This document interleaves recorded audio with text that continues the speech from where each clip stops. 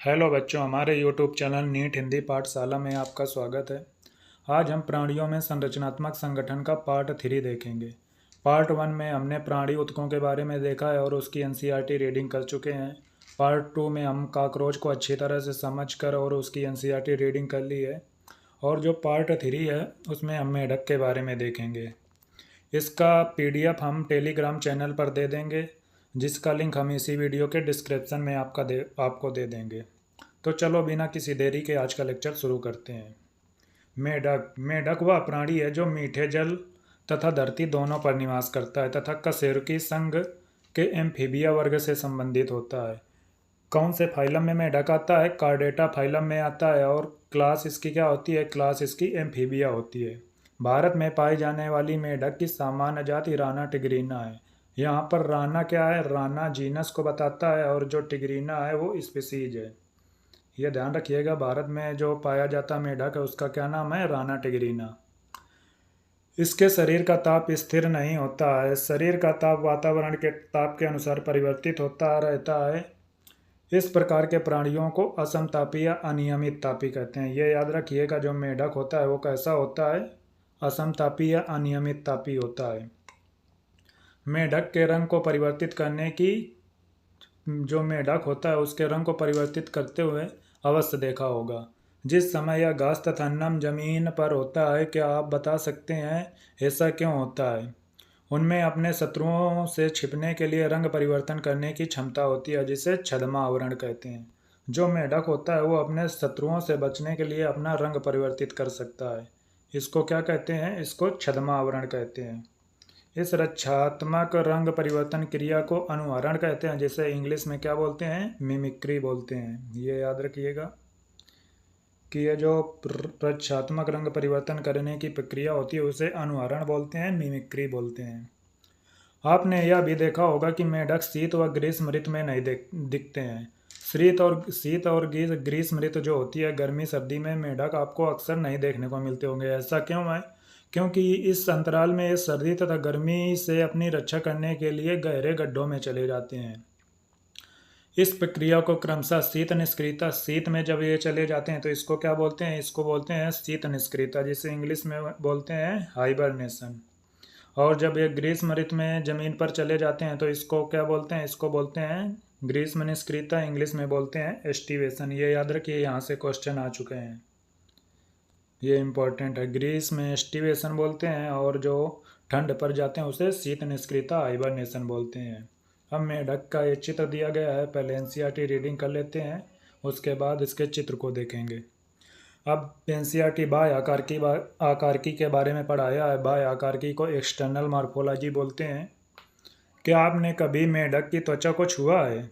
मेढक की त्वचा श्लेष्मा, जिसे म्यूकस बोलते हैं, से ढकी होने के कारण चिकनी तथा फिसलनी होती है। इसकी त्वचा सदैव आर्द्र रहती है। ये इंपॉर्टेंट है कि मेढक की जो त्वचा होती है सदैव आर्द्र बनी होती है, नम रहती है। अगर इसकी त्वचा सूख जाएगी तो यह श्वसन नहीं कर पाएगा और इसकी मृत्यु हो जाएगी। ये याद रखिएगा कि इसकी त्वचा सदैव आर्द्र रहती है, चाहे जल में रहे या फिर जमीन पर रहे, दोनों जगहों पर इसकी त्वचा सदैव आर्द्र बनी रहती है। मेढक की ऊपरी सतह दानी हरे रंग की होती है। जो ऊपरी सतह होती है इसकी दानी हरे रंग की होती है, जिसमें अनियमित धब्बे होते हैं, जबकि निचली सतह हल्की पीले रंग की होती है। मेढक कभी पानी नहीं पीता है। मोस्ट इंपॉर्टेंट है कि जो मेढक होता है पानी में रहने के बावजूद भी पानी नहीं पीता है। जो मेढक होता है कभी पानी नहीं पीता। तो आप पूछोगे शरीर पानी नहीं पीता तो जिंदा कैसे रहता है? तो ये पानी का अवशोषण करता है शरीर की सतह से, आगे एनसीईआरटी बोली है, बल्कि यह त्वचा द्वारा इसका अवशोषण करता है। मेढक पानी तो नहीं पीता लेकिन इसका क्या करता है? त्वचा द्वारा अवशोषण करता है। मेढक का शरीर सिर व धड़ में विभाजित रहता है। मेढक के शरीर को दो भागों में बांटा गया है, सिर व धड़। पूंछ व गर्दन का अभाव होता है। इसमें पूंछ व गर्दन नहीं पाई जाती है, लेकिन इसका जो लार्वा होता है जिसे टेडपोल कहते हैं उसमें पूंछ पाई जाती है। ये याद रखिएगा। वयस्क में पूंछ व गर्दन नहीं पाई जाती, लेकिन जो टेडपोल होता है उसमें पूंछ पाई जाती है। मुख के ऊपर एक जोड़ी नासिका द्वार खुलते हैं। आंखें बाहर की ओर निकली व निमेशक पटल से ढकी रहती हैं। निमेशक पटल का कार्य क्या होता है? निमेशक पटल का कार्य ये होता है कि जब ये पानी में रहता है तो ये पानी को जो आँखें होती हैं उस पर पानी जाने से रोकता है। आँखों के दोनों ओर कान जिन्हें टिम्पैनम या कर्णपटय उपस्थित होते हैं, जो ध्वनि संकेतों को ग्रहण करने का कार्य करते हैं। अग्र व पश्चपाद चलने, फिरने, टहलने व गड्ढा खोदने या बनाने का काम करते हैं। अग्रपाद में 4 अंगुलियां होती हैं, जबकि पश्चपाद में 5 अंगुलियां होती हैं। ये भी याद रखिएगा कि जो मेढक का अग्रपाद होता है उसमें तो कितनी अंगुलियां होती हैं, उसमें 4 अंगुलियां होती हैं, लेकिन जो पश्चपाद होता है उसमें 5 अंगुलियां होती हैं। तथा पश्चपाद लंबे व मांसल होते हैं। और पश्चपाद में झिल्ली युक्त उंगली पाई जाती हैं, जो जल में तैरने में महत्वपूर्ण भूमिका निभाती हैं। अग्रपाद में झिल्ली नहीं पाई जाती, ये याद रखिएगा। अग्रपाद जो होते हैं उन पर झिल्ली नहीं पाई जाती, इसके सिर्फ पश्चपाद में झिल्ली पाई जाती हैं, जिसका काम क्या होता है, जल में तैरने में मदद करती हैं। मेढक में लैंगिक द्विरूपता देखी जाती है, ये इंपॉर्टेंट है, यहाँ से क्वेश्चन बन चुका है कि मेढक में लैंगिक द्विरूपता देखी जाती है। लैंगिक द्विरूपता का मतलब क्या होता है कि मतलब आप बाहर से देख के बता सकते हैं कि नर है कि मादा है, आप इसे विभेदित कर सकते हैं।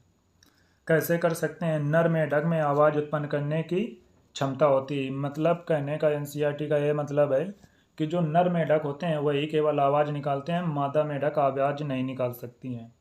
बोल रही नर मेढक में आवाज़ उत्पन्न करने वाले वाक सैक, जिन्हें ओकल सैक बोलते हैं, के साथ साथ अग्रपाद की पहली उंगली में मैथुनांग होते हैं। ये इंपॉर्टेंट है कि आप किस प्रकार बता सकते हैं कि जो नर मेढक होता है और मादा मेढक को किस प्रकार अलग कर सकते हैं। पहला बात तो उसमें ओकल सैक पाई जाती है नर वाले मेढक में, और अंगुली की पहली उंगली पर, यह ध्यान रखना मोस्ट इम्पॉर्टेंट है, अग्रपाद की पहली उंगली पर मैथुनांग होता है। ये अंग मादा मेढक में नहीं पाए जाते हैं। अब एनसीईआरटी आंतरिक आकारिकी के बारे में पढ़ाया गया है। इसका चित्र देख लीजिए मेढक का, ये देखिए, ये सिर हो गया, ये आँख हो गई, और ये अग्रपाद हो गया। अग्रपाद में कितनी अंगुलियां पाई जाती हैं? अग्रपाद में 4 अंगुलियां पाई जाती हैं। पश्चपाद में कितनी अंगुलियां पाई जाती हैं? पश्चपाद में 5 अंगुलियां पाई जाती हैं। और पश्चपाद में ये जाली पाई जाती है यहाँ पर, अग्रपाद में जालियाँ एब्सेंट रहती हैं, ये ध्यान रखिएगा। आगे बढ़ते हैं। आगे एनसीईआरटी आंतरिक संरचना के बारे में बताया है। आंतरिक संरचना के बारे में एनसीईआरटी क्या बोल रही है कि मेढक की देह गुहा में पाचन तंत्र, श्वसन तंत्र, तंत्रिका तंत्र, संचरण तंत्र, जनन तंत्र पूर्ण, अच्छी तरह तथा परिवर्धित संरचनाओं एवं कार्यों युक्त होते हैं। मेढक का पाचन तंत्र आहार नाल तथा आहार ग्रंथि का बना होता है। मेढक मांसाहारी है, आपको पता होगा जो मेढक होता है मांसाहारी जंतु है। इस कारण से इसकी जो आंत होती है जो वो छोटी होती है। ये इसकी संरचना है, अभी संरचना को देखेंगे। आहार नाल इसकी जो होती है उसकी लंबाई छोटी होती है। इसका मुख गुहिका में खुलता है, जो ग्रसनी से होते हुए ग्रसिका तक जाती है। ग्रसिका एक छोटी नली है जो अमाशय में खुलती है। अमाशय आगे चलकर आंत, मलाशय और अंत में अवस्कर द्वारा बाहर खुलती है। इम्पॉर्टेंट ये हाईलाइट कीजिए कि जो मेढक होता है उसमें अवस्कर क्लोइका पाया जाता है। मेढक में क्या पाया जाता है? क्लोइका पाया जाता है। इसका मुख गुहिका द्वारा ग्रसनी में खुलता है, जो ग्रसिका तक जाती है। यकृत पित्त रस स्रावित करता है, जो पित्ताशय में एकत्रित रहता है। इसका पाचन तंत्र कुल आप समझे तो इसका पाचन तंत्र हमसे मिलता जुलता है। आप अपने पाचन तंत्र से इसको रिलेट कर सकते हैं, क्योंकि काफ़ी चीज़ें इससे मिलती जुलती हैं। यकृत पित्त रस का स्रावित करता है, जो पित्ताशय में एकत्रित रहता है। ये ह्यूमन में भी ऐसा ही होता है। अग्नाशय जो एक पाचक ग्रंथि है, जो अग्नाशय रस स्रावित करती है, जिसमें पाचक एंजाइम होते हैं। मेढक अपनी द्विपालित जीभ से भोजन को, शिकार को पकड़ती है। ये हाईलाइट कीजिए कि जो मेढक में वो पाई जाती है, क्या पाई जाती है? जीभ वो कैसी होती है? द्विपालित होती है। इसके द्वारा वो भोजन तथा शिकार को पकड़ती है। इसके भोजन का पाचन अमाशय की दीवारों द्वारा स्रावित हाइड्रोक्लोरिक अम्ल, जिसे क्या बोलते हैं? HCl, कहाँ से स्रावित होता है? अमाशय की दीवारों से HCl अम्ल तथा पाचक रसों द्वारा होता है। अर्ध जो पचित भोजन होता है उसे क्या बोलते हैं? काइम बोलते हैं। ये मोस्ट इम्पॉर्टेंट है, यहाँ से क्वेश्चन बन चुका है कि जो अर्धपचित भोजन होता है उसे क्या बोलते हैं? उसे काइम बोलते हैं। जो अमाशय से ग्रहणी में जाता है, ग्रहणी पित्ताशय से पित्त रस और अग्नाशय से अग्नाशयी रस मूल पित्त वाहिनी द्वारा प्राप्त करती है। पित्त रस वसा तथा अग्नाशयी रस कार्बोहाइड्रेट तथा प्रोटीन का पाचन करता है। ये हाईलाइट कर लीजिए, यहाँ से क्वेश्चन बन सकता है कि जो पित्त रस होता है वो किसका पाचन करता है, वसा का, और जो अग्नाशयी रस होता है कार्बोहाइड्रेट तथा प्रोटीन का पाचन करता है। ये हाईलाइट कर लीजिए। पाचन की अंतिम प्रक्रिया आंत में होती है। पचित भोजन आंत के अंदर अंकुर और सूक्ष्मांकुर द्वारा अवशोषित होता है। विलाई तथा माइक्रोविलाई द्वारा अवशोषित हो जाता है। अपचित भोजन अवस्कर द्वार के बाहर निष्कासित कर दिया जाता है। जो अपचित भोजन हो वो अवस्कर द्वार से बाहर निष्कासित कर दिया जाता है। मेढक जल व थल दोनों स्थानों पर दो विभिन्न विधियों द्वारा श्वसन करते हैं। इनकी त्वचा एक जलीय श्वसनांग का कार्य करती है। जो इनकी त्वचा होती है वो जलीय श्वसनांग का कार्य करती है। हाईलाइट कर लीजिए कि जो त्वचा होती है वो किसका कार्य करती है, जलीय श्वसनांग का कार्य करती है। जब जल में रहता है तो त्वचा द्वारा श्वसन करता है। इसे त्वचीय श्वसन कहते हैं। विसरण द्वारा पानी में घुली हुई ऑक्सीजन का विनिमय होता है। जल के बाहर त्वचा, मुख, गुहा और फेफड़े वायवीय श्वसन अंगों का कार्य करते हैं। फेफड़ों के द्वारा श्वसन फुसफुसी श्वसन कहलाता है। फेफड़े एक लंबे अंडाकार गुलाबी रंग के थैलीनुमा संरचना होती है। मेढकों में फेफड़े कैसे होते हैं, लंबे होते हैं, गुलाबी रंग के होते हैं तथा थैलीनुमा संरचना होती है, जो देह गुहा के वक्षीय भाग में पाई जाती है। वायु नासा छिद्रों से होकर मुख, गुहा तथा फेफड़ों में पहुंचती है। ग्रीष्म निष्क्रियता व शीत निष्क्रियता के दौरान मेढक त्वचा के द्वारा श्वसन करते हैं। यहाँ से भी नीट में क्वेश्चन बन चुका है कि जो शीत निष्क्रियता तथा ग्रीष्म निष्क्रियता होती है उसके दौरान मेढक किसके द्वारा श्वसन करता है, किसके द्वारा करता है, त्वचा द्वारा श्वसन करता है। आगे एनसीईआरटी क्या बोल रही है? आगे एनसीईआरटी मेढक के परिसंचरण तंत्र के बारे में पढ़ाई है। एनसीईआरटी बोल रही है कि मेढक का परिसंचरण तंत्र होता है वो सुविकसित बंद प्रकार का होता है। मेढक में परिसंचरण तंत्र किस प्रकार का पाया जाता है? मेढक में परिसंचरण तंत्र बंद प्रकार का पाया जाता है। ये इंपॉर्टेंट है, ध्यान रखिएगा। इसमें लसिका परिसंचरण तंत्र भी पाया जाता है, अर्थात ऑक्सीजनित अथवा विऑक्सीजनित रक्त हृदय में मिश्रित हो जाते हैं। रुधिर परिसंचरण तंत्र हृदय रक्त वाहिनियों और रुधिर से मिलकर बनता है। लसिका तंत्र लसिका नलिकाओं और लसिका ग्रंथियों का बना होता है। जो लसिका तंत्र होता है उसमें क्या क्या शामिल होता है? उसमें शामिल होता है लसिका नलिकाएं और लसिका ग्रंथियां। ये याद रखिएगा। हृदय एक त्रिकोष्ठकीय मांसल संरचना होती है। जो मेढक में पाया जाने वाला हृदय होता है कितने कोष्ठकों का बना होता है? 3 कोष्ठकीय हृदय पाया जाता है मेढकों में। 3 कोष्ठकों में कौन कौन से कोष्ठक पाए जाते हैं? 2 आलिंद पाए जाते हैं और 1 निलय पाया जाता है, जो कि देह गुहा की ऊपरी भाग में स्थित होता है। यह पतली पारदर्शी झिल्ली हृदय आवरण, जिसे क्या बोलते हैं, पेरिकार्डियम द्वारा ढका रहता है। हृदय किसके द्वारा ढका रहता है? एक पतली झिल्ली जिसे क्या बोलते हैं, पेरिकार्डियम द्वारा ढका रहता है। यह ध्यान रखिएगा। एक त्रिकोष्ठकीय संरचना जिसे क्या बोलते हैं, सीरा कोटर। सीरा कोटर को इंग्लिश में क्या बोलते हैं, साइनस विनोसस, हृदय के दाहिने अलिंद से जुड़ा रहता है। ये ध्यान रखिएगा, इंपॉर्टेंट है। यहाँ से सवाल बन चुका है कि जो एक त्रिकोष्ठकीय संरचना होती है साइनस विनोसस, वो कहाँ पर पाई जाती है? ये याद रखिएगा, कहाँ पर पाई जाती है? दाहिने अलिंद पर पाई जाती है। और इसका कार्य क्या होता है? जो महाशिरा होते हैं उनसे ये रक्त प्राप्त करता है। ठीक है, ये यहाँ से नीट में क्वेश्चन बन चुका है। हृदय की अधर सतह पर दाएं अलिंद के ऊपर, जो हृदय की अधर सतह होती है दाएं अलिंद पर ऊपर थैलीनुमा संरचना पाई जाती है, जिसे क्या बोलते हैं, धमनी शंकु। यहाँ से भी क्वेश्चन आ चुका है कि धमनी शंकु कहाँ पर पाया जाता है? धमनी शंकु पाया जाता है हृदय की अधर सतह पर दाएं अलिंद के ऊपर। और कैसा होता है? थैलीनुमा होता है। धमनी शंकु को इंग्लिश में क्या बोलते हैं? कोनस आर्टियोसस बोलते हैं, जिसमें निलय खुलता है। हृदय में रक्त धमनियों द्वारा शरीर के सभी भागों में भेजा जाता है। इसे धमनी तंत्र कहते हैं। शिराएं, सभी जो शिराएं होती हैं शरीर के सभी भागों से रक्त को एकत्रित कर हृदय में पहुंचाती हैं। यह शिरा तंत्र कहलाता है। मेढक में विशेष संयोजी शिराएं यकृत तथा आंतों के मध्य पाया जाता है। उसे क्या बोलते हैं? यकृत निवाहिका तंत्र। आपको पता होगा मेढक में एक विशेष सिस्टम पाया जाता है जिसे निवाहिका तंत्र बोलते हैं। जो यकृत और आंतों के मध्य पाया जाता है उसे क्या बोलते हैं? उसे यकृत निवाहिका तंत्र बोलते हैं। यकृत और आंतों के बीच पाए जाने वाले को क्या बोलते हैं? यकृत निवाहिका तंत्र। और दूसरा निवाहिका तंत्र कौन सा होता है? वृक्क का जो किडनी तथा शरीर के निचले भागों के मध्य पाया जाता है उसे क्या बोलते हैं? उसे वृक्की निवाहिका तंत्र बोलते हैं। कहाँ पर पाया जाता है? वृक्क और शरीर के निचले भागों के मध्य पाया जाता है। यह ध्यान रखिएगा, इम्पोर्टेंट है, यहाँ से भी क्वेश्चन बन चुका है। वृक्क तथा उसके निचले भागों में पाए जाने वाले को वृक्की निवाहिका तंत्र कहते हैं। ठीक है, ये हाईलाइट कर लीजिए एनसीईआरटी में। रक्त प्लाज्मा तथा रक्त कणिकाओं से मिलकर बना होता है। रक्त जो होता है वो रक्त प्लाज्मा तथा रक्त कणिकाओं से मिलकर बना होता है। रक्त कणिकाओं में कौन कौन सी कणिकाएं पाई जाती हैं? रक्त कणिकाओं में लाल रुधिर कणिकाएं जिन्हें रक्ताणु कहते हैं, इंग्लिश में इन्हें क्या बोलते हैं? आरबीसी।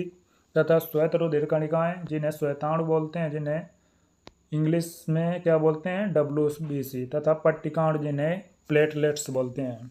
लाल रुधिर कणिकाओं में लाल रंग का श्वसन रंजक हीमोग्लोबिन पाया जाता है। इन कणिकाओं में केंद्रक पाया जाता है। ये मोस्ट इंपॉर्टेंट है कि जो मेढक में कणिकाएं पाई जाती हैं, आरबीसी पाई जाती हैं, उनमें केंद्रक पाया जाता है। ह्यूमन की आरबीसी में केंद्रक एब्सेंट रहता है। ये ध्यान रखिएगा, मेढक में जो आरबीसी पाई जाती हैं उनमें केंद्रक प्रेजेंट होता है। लसीका रुधिर से भिन्न होता है क्योंकि इनमें कुछ प्रोटीन व आरबीसी अनुपस्थित होती है। लसीका किस प्रकार रक्त से भिन्न होता है? इनमें एक तो आरबीसी अनुपस्थित होती है और दूसरा कुछ प्रोटीन नहीं पाई जाती है। परिसंचरण के दौरान रक्त पोषकों, गैसों व जल को नियत स्थानों तक ले जाया जाता है। रुधिर परिसंचरण मांसल हृदय की पंपन क्रिया द्वारा होता है। नाइट्रोजन अपशिष्ट को शरीर से बाहर निकालने के लिए मेढक में पूर्ण विकसित उत्सर्जन तंत्र पाया जाता है। उत्सर्जन अंग में कौन कौन से अंग पाए जाते हैं? मुख्यतः एक जोड़ी वृक्क जिसे किडनी बोलते हैं वो पाई जाती है। मूत्रवाहिनी पाई जाती है। अवस्कर द्वार पाया जाता है तथा मूत्राशय होते हैं। उत्सर्जी अंग में कौन कौन से होते हैं ये हाईलाइट कर लीजिए कि एक जोड़ी वृक्क जिसे किडनी बोलते हैं वो पाई जाती है, मूत्रवाहिनी पाई जाती है एक जोड़ी, और अवस्कर द्वार तथा एक मूत्राशय होता है। जो इसकी किडनी होती है गहरे लाल रंग की तथा सेम के आकार की होती है। ये याद रखिएगा। और कहाँ पर स्थित होती है? देह गुहा में थोड़ा सा पीछे की ओर कशेरुक दंड के दोनों ओर स्थित होती है।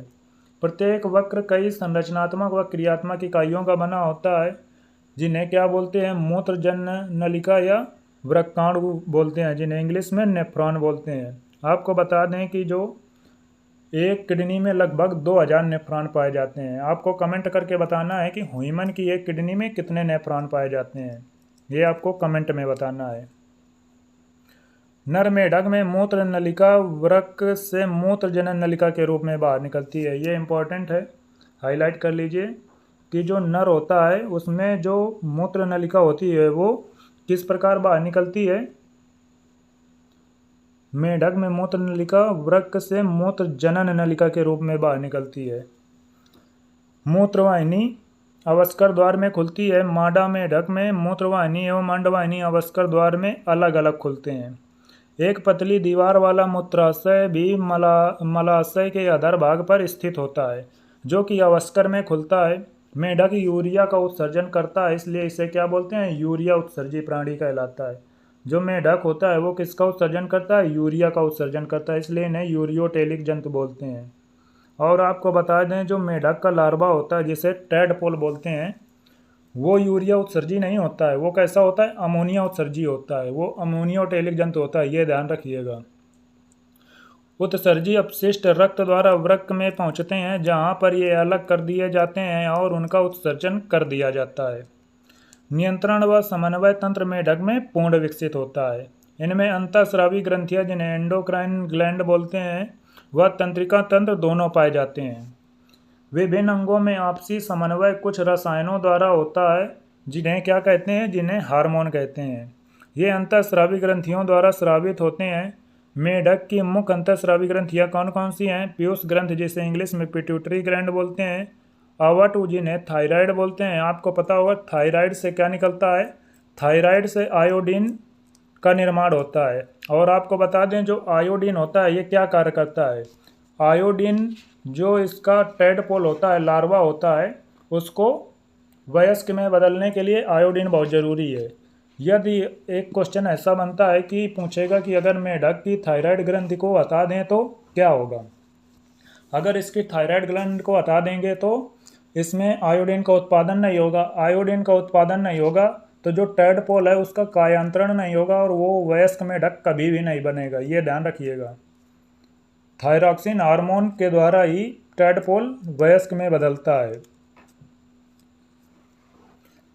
आगे एनसीईआरटी क्या बोल रही है, आगे बोलती है कि पैराथायराइड ग्लैंड होती है, थाइमस ग्लैंड होती है, पीनियल ग्लैंड होती है, अग्नाशयी पालिकाएं पाई जाती हैं और अधिवृक्क ग्लैंड पाई जाती है और जनद जिन्हें गोनैड बोलते हैं वो पाए जाते हैं। तंत्रिका तंत्र मस्तिष्क तथा मेरुरज्ज दो भागों से मिलकर बना होता है। तंत्रिका तंत्र में कौन कौन से आते हैं, मस्तिष्क तथा मेरुरज्ज आते हैं।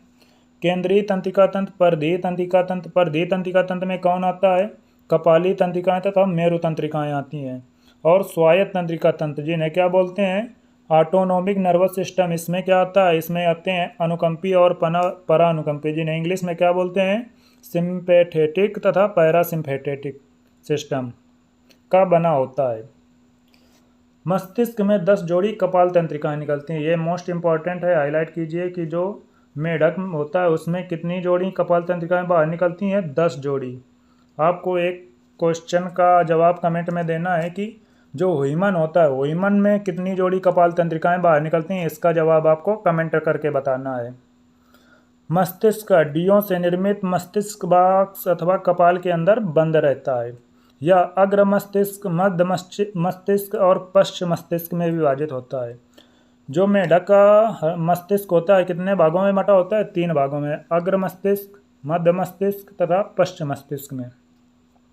अग्र मस्तिष्क में क्या क्या होते हैं, अग्र मस्तिष्क में ग्राण पालियां पाई जाती हैं, जुड़वा युग्मित प्रमस्तिष्क गोलार्ध और केवल एक अग्र मस्तिष्क पश्च जिसे डायंसिफैलान बोलते हैं वो पाया जाता है। मध्य मस्तिष्क एक जोड़ा द्विकपालियों का बना होता है। द्विकपालियां कौन से स्थान पर पाई जाती हैं, मध्य मस्तिष्क में। ये याद रखिएगा कि मध्य मस्तिष्क में द्विकपालियां पाई जाती हैं। जो द्रकपालियां होती हैं मध्य मस्तिष्क में पाई जाती हैं। पश्च मस्तिष्क में क्या क्या होता है, पश्च मस्तिष्क में अनुमस्तिष्क जिसे सेरिबेलम बोलते हैं वो पाया जाता है और मेडुला ऑब्लांगेटा पाया जाता है।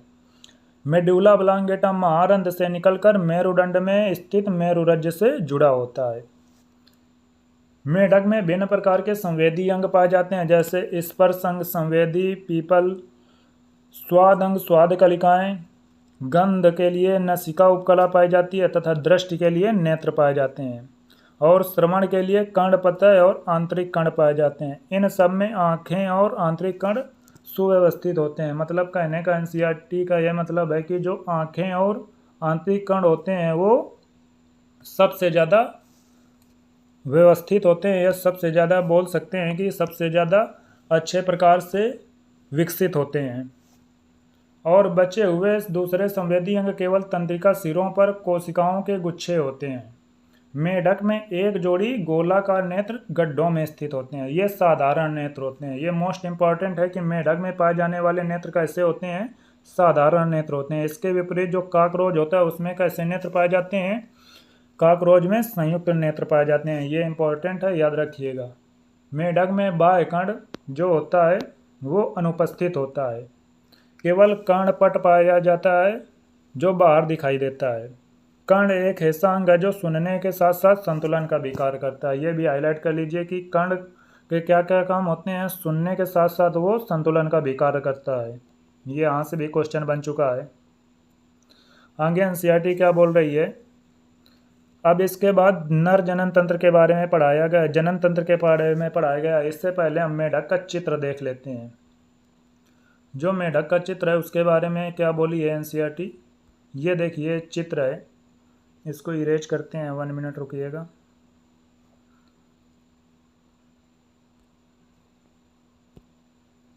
ये मेढक की आंतरिक संरचना का चित्र दिया गया है। इसमें क्या क्या बताया एनसीईआरटी ने, ये देखिए ये हृदय है। हृदय कैसा होता है मेढक में? 3 कोष्ठकों का बना होता है। ऊपर 2 आलिंद पाए जाते हैं और नीचे निलय पाया जाता है। और ये पित्ताशय हो गया, जहाँ पर क्या होता है, पित्त रस संग्रहित होता है। ये फेफड़ा हो गया। और ये क्या हो गए, फैट बॉडी हो गए। और ये किडनी हो गए। ये मूत्र नलिकाएं हो गई जिन्हें मूत्रवाहिनियाँ कहते हैं। ये झिल्ली नुमा मूत्राशय पाया जाता है। और ये क्लोएका हो गया। और इधर क्या दिया गया है, इधर दिया गया है ये मलाशय दिया गया है। ये आंत दी गई है। और ये जो होता है अवस्कर द्वार है।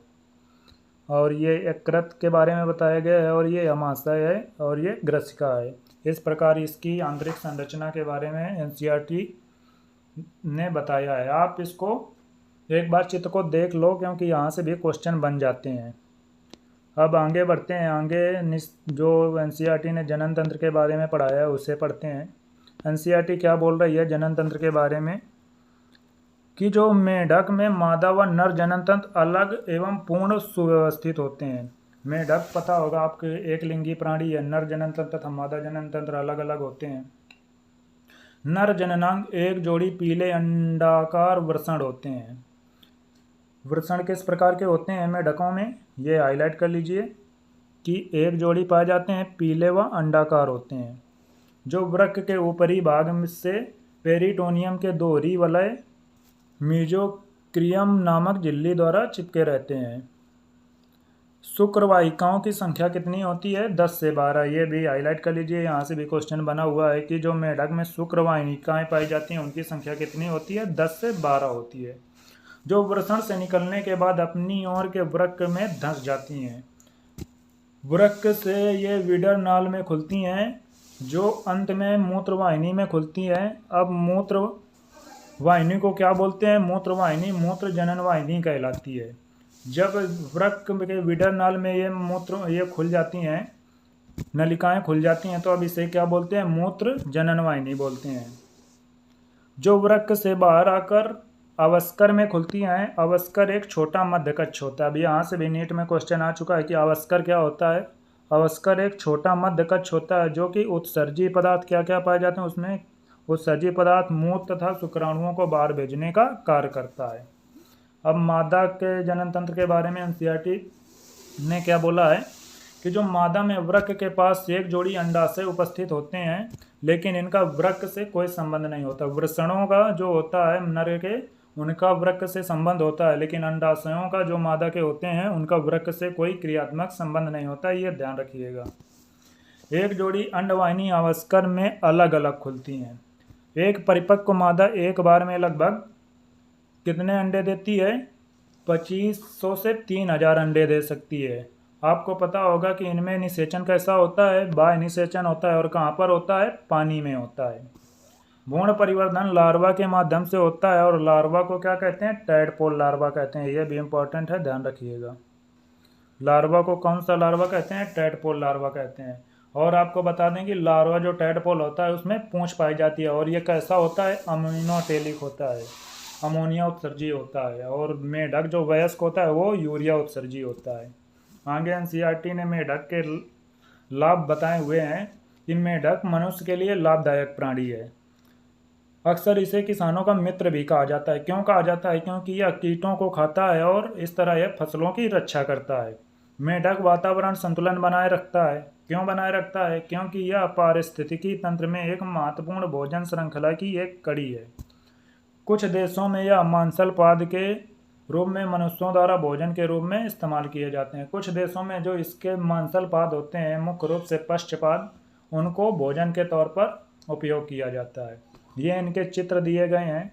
ये ऊपर वाला नर जनन तंत्र का चित्र है, इसको देखते हैं। इसमें क्या है, ये देखिए, ये ऊपर की ओर ये जो है इन्हें क्या बोलते हैं? इन्हें फैट बॉडी बोलते हैं। ये फैट बॉडी हो गई, ये विडरनाल हो गया, और ये किडनी हो गई, ये जनन मूत्र वाहिनी हो गई, और ये क्लोएका हो गया, ये अवस्कर द्वार हो गया। इधर ये मूत्राशय दिया गया है, और इधर क्या है? ये मलाशय, और इधर ये अधिवृक्क ग्रंथि हो गई। इसी प्रकार मादा जनन तंत्र के बारे में बताया गया है। ये देखिए अंडवाहिनियाँ हैं, ये अंडाशय, ये जो भाग है ये क्या है? ये अंडाशय है। और इस पर क्या पाए जा रहे हैं? अंडे पाए जा रहे हैं। और इधर ये मूत्रवाहिनी हो गई, इधर अवस्कर और अवस्कर द्वार तथा मूत्राशय हो गया। इस प्रकार हम काफ़ी कम समय में पूरे मेढक को कंप्लीट कर चुके हैं। आप इसकी एनसीईआरटी रीडिंग कर सकते हैं आसानी से, और जो नीट में क्वेश्चन आए हैं वो हाईलाइट करवाए हैं, जिससे आपकी तैयारी बेहतर होगी और आप इसे काफ़ी कम समय में तैयार कर सकते हैं। आप इसे एक प्रकार से जब भी देख सकते हैं, जब आपका पढ़ने का मन ना हो रहा हो या फिर आप सोने जा रहे हो, आपको नींद ना आ रही हो, तो आप इसको लगा के अपने दिमाग में रिकॉल करते जाइए, जिससे आपको बहुत जल्दी इसका पूरा रिवाइज हो जाएगा और आसानी से तैयार हो जाएगा। तो चलते हैं, आज का लेक्चर यहीं ख़त्म करते हैं। उम्मीद है कि आपको यह लेक्चर अच्छा लगा होगा। अच्छा लगा है तो दोस्तों के साथ शेयर करें, लाइक एंड सब्सक्राइब करें। जय हिंद, जय भारत।